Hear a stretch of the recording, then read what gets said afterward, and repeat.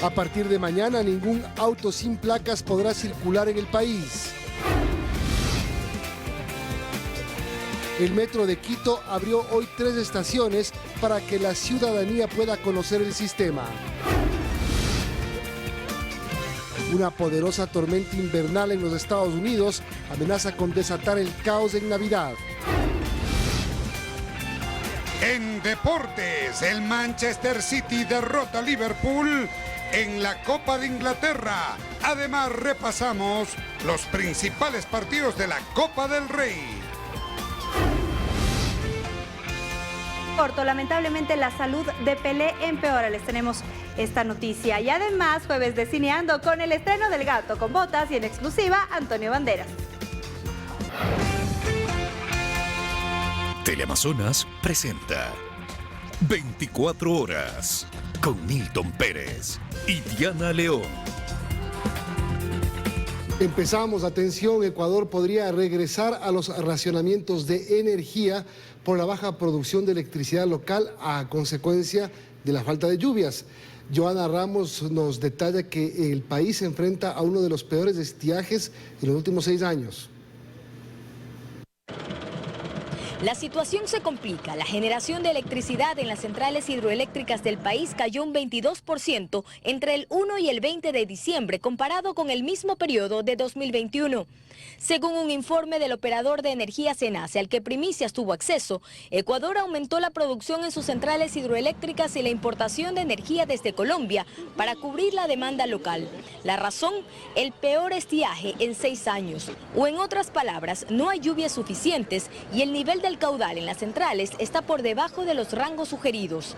Para Iván Rodríguez, exministro de Electricidad, llegar a este punto se resume en la falta de gestión. No se ha invertido en plantas térmicas. En Guayaquil existen más de 1000 megavatios de plantas térmicas fuera de servicio.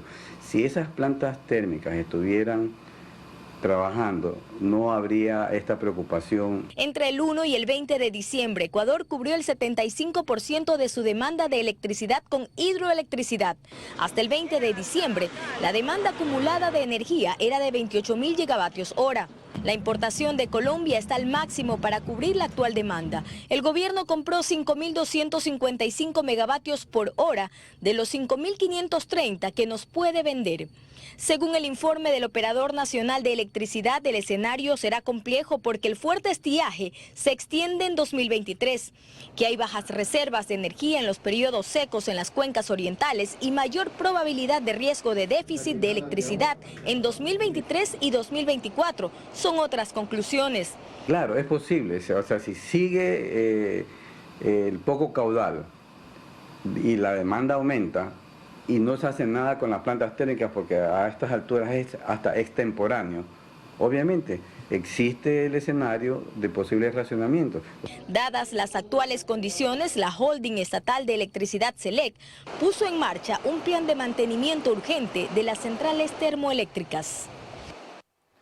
Asesoras jurídicas del presidente Guillermo Lasso explicaron los anexos de las preguntas de la consulta popular.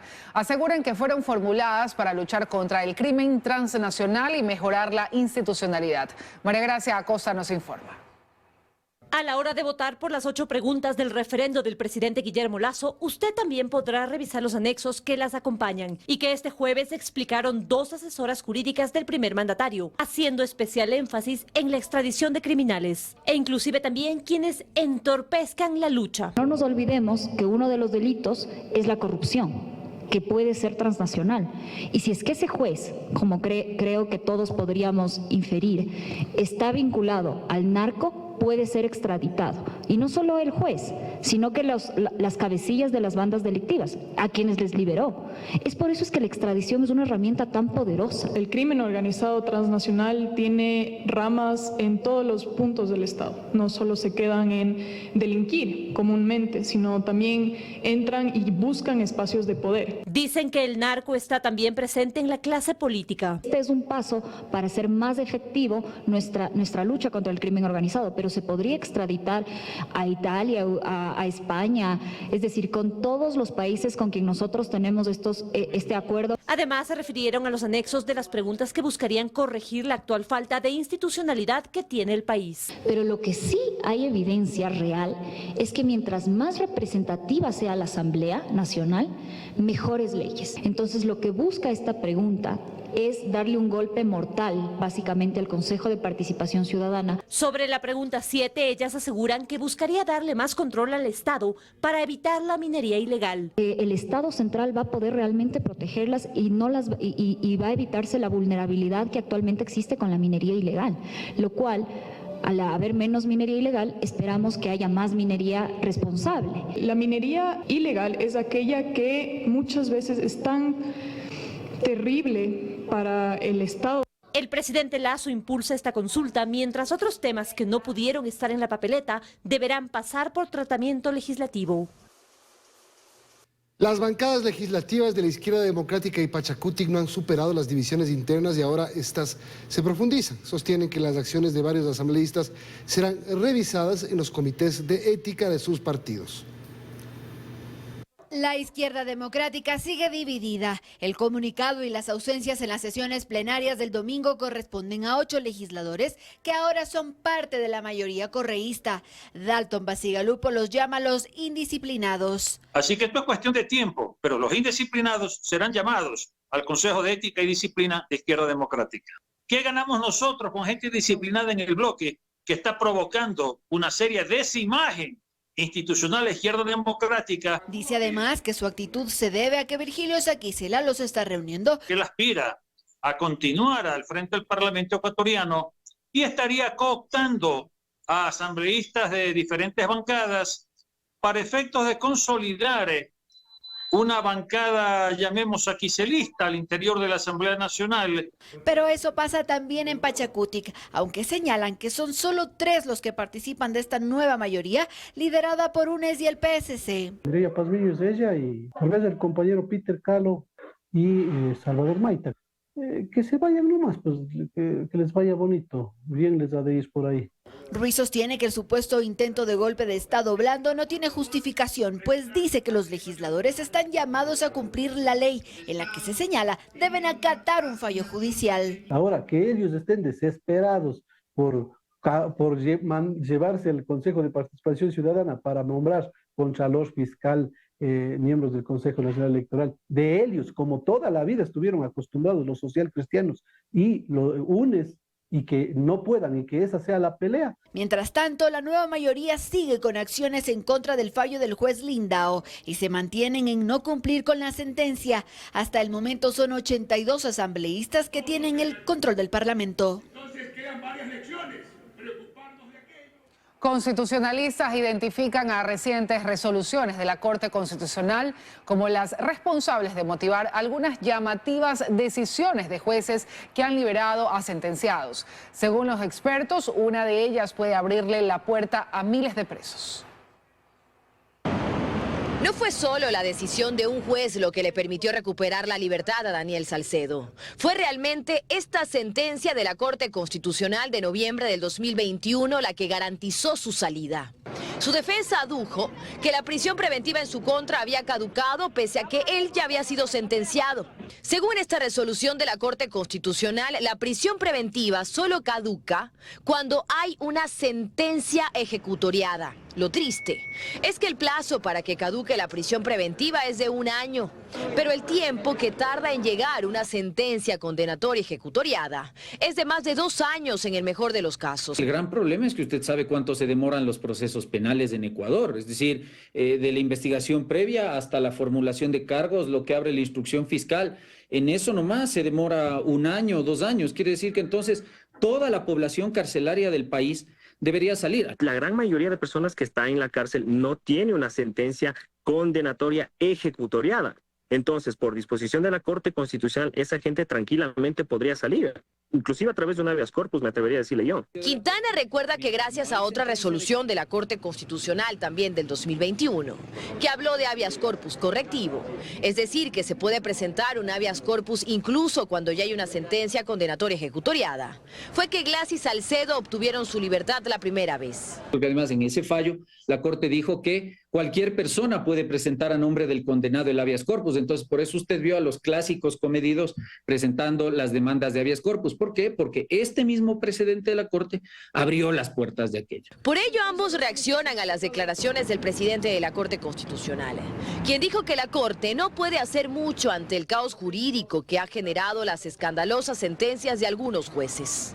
Parece que desconoce totalmente cuáles son las potestades de la Corte Constitucional. Si este es un problema que sucede por efecto de sentencias de la Corte Constitucional, es la Corte Constitucional la llamada a dar una solución más real. Sostienen que si bien en Ecuador durante mucho tiempo se abusó de la prisión preventiva, estas resoluciones de la Corte se alejan de la realidad actual del país. Y si bien ese abuso de la prisión ha ocasionado también sobrepoblación carcelaria, abrirles la puerta a reos sentenciados a través de este tipo de resoluciones no es la salida.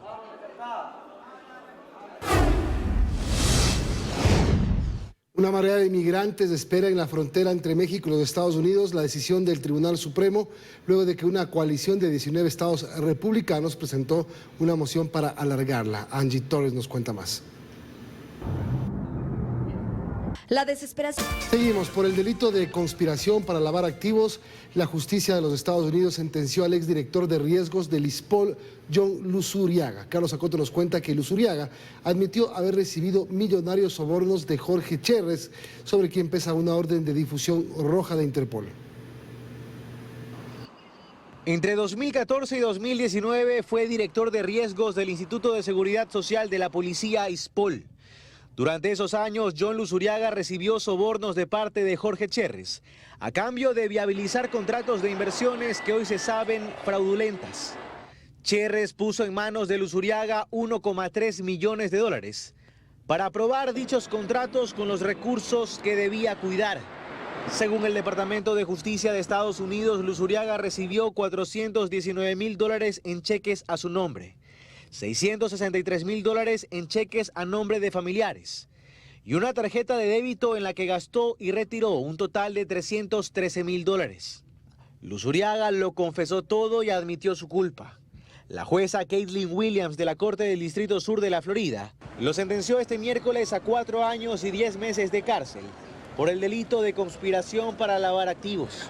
Una vez que concluya ese tiempo, el exdirector de riesgos del ISPOL permanecerá bajo supervisión de las autoridades estadounidenses por otros 3 años. No es la única sentencia que en ese país se ha dictaminado en el caso ISPOL. Luis Álvarez Villamar ha empezado ya a cumplir su condena de 2 años de prisión. El exgerente de operaciones del Decebale recibió $3,1 millones, también de manos de Jorge El Mago Cherres, sobre quien pesa una orden de difusión roja de Interpol. En el caso de Luzuriaga se dispuso el decomiso de sus bienes por un monto igual al de los sobornos que admitió haber recibido.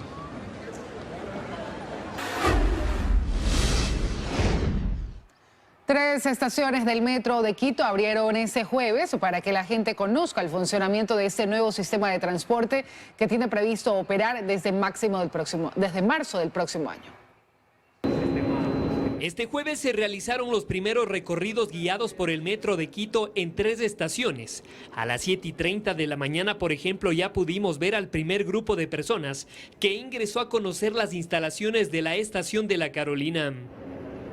Está lindo y mire, ya hemos visto hasta cómo funciona el tren. Está muy bonito, o sea, parece que sí se va a hacer realidad. Estábamos con tantas dudas, pero parece que ya estamos con ilusión.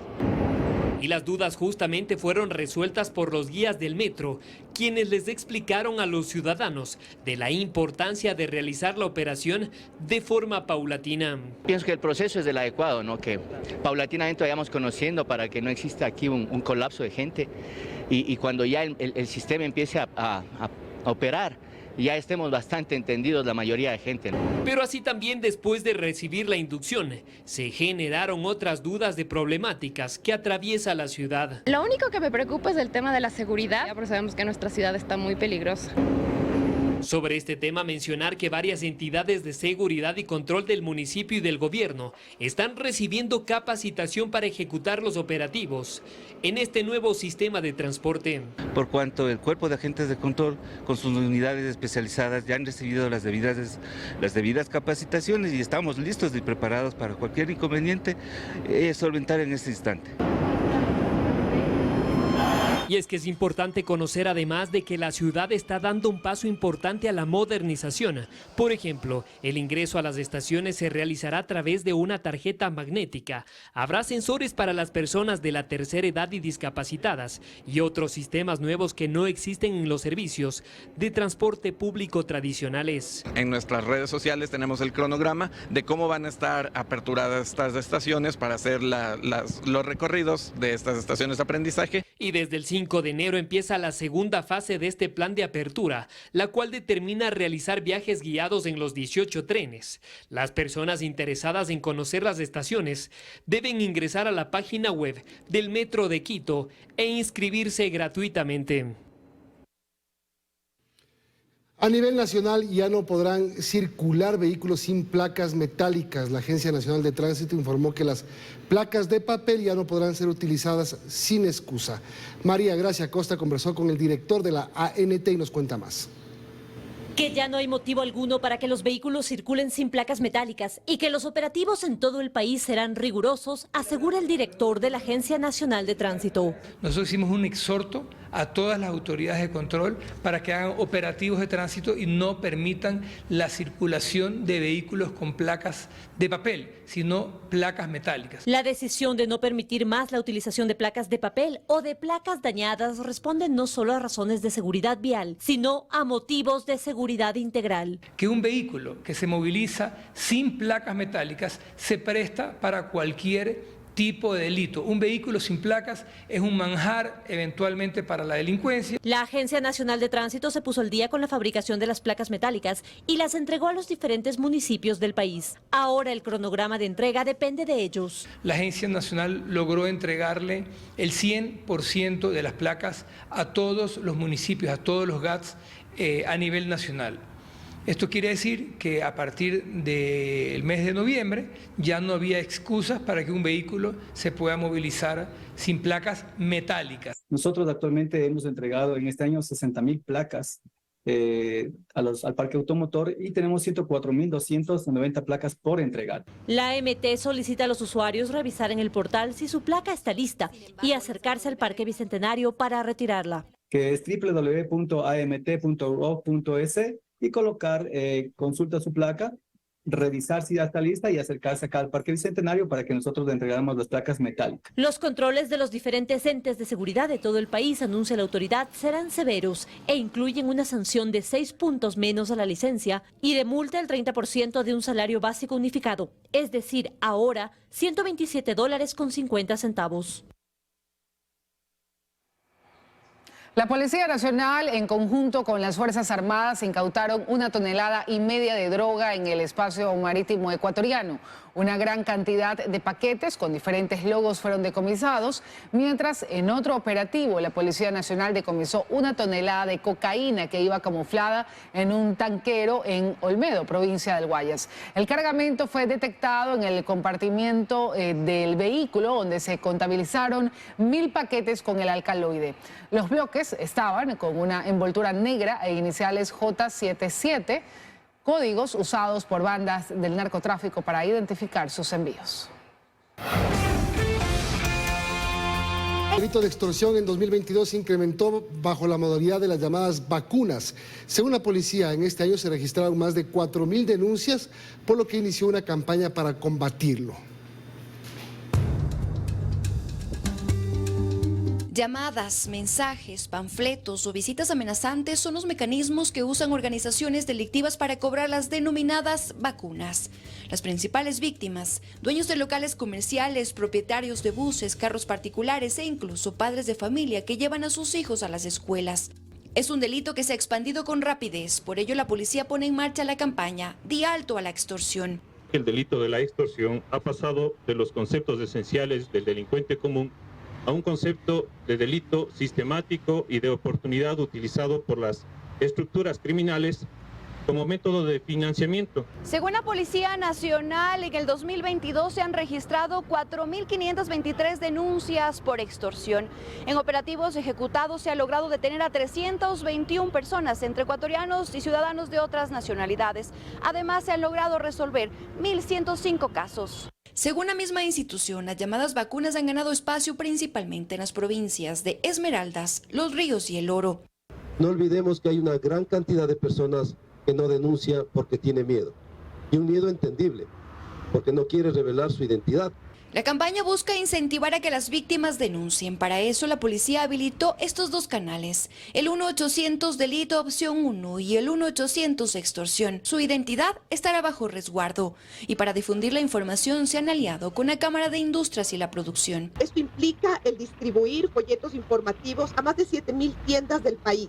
Además, 74 uniformados especializados en el delito de extorsión se suman a la UNACE para reforzar el trabajo en contra de este flagelo que ha ganado espacio en el país.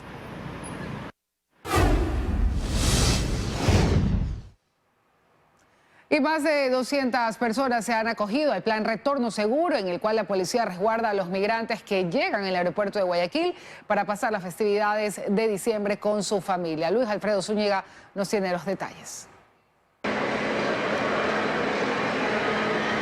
Así es como están, muy buenas noches. Aquí al aeropuerto José Joaquín de Olmedo de Guayaquil continúa llegando una gran cantidad de compatriotas desde diferentes partes del mundo para disfrutar con su familia de las festividades tanto de Navidad como de fin de año. Para ellos, precisamente algunos quienes llegan al país luego de varios años, la Policía Nacional ha implementado el plan Retorno Seguro para que estas personas puedan llegar con total tranquilidad hasta sus hogares. ¿De qué se trata este plan y cómo se implementa hasta el momento? Se lo presentamos en el siguiente reportaje, veamos. Con lágrimas en los ojos, así encontramos a María Fernanda, quien no pudo contener la emoción de retornar al país y ver a su hijo luego de 1 año y medio de estar en Chile. Ahora puede compartir nuevamente con su familia. Súper emocionada de ver a mi hijo, súper feliz de volver a abrazarlos, a verlos. Desde Estados Unidos también llegó Alan, con las mismas ansias de ver a su familia en el sur de Guayaquil y pasar las fiestas de Navidad y fin de año. A la familia, al sur.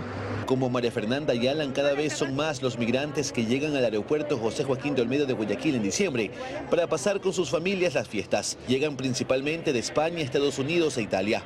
Para todos ellos, la policía, por 10º año, implementa el plan Retorno Seguro para precautelar la seguridad de los viajeros y lleguen sin novedad a su casa. Simplemente tienen que acercarse a la carpa, solicitar el resguardo. Nosotros seguimos al vehículo con una distancia prudente y así hasta la llegada al domicilio. 20 policías, 20 motos y patrulleros son el contingente destinado a este plan, que arrancó el 5 de diciembre.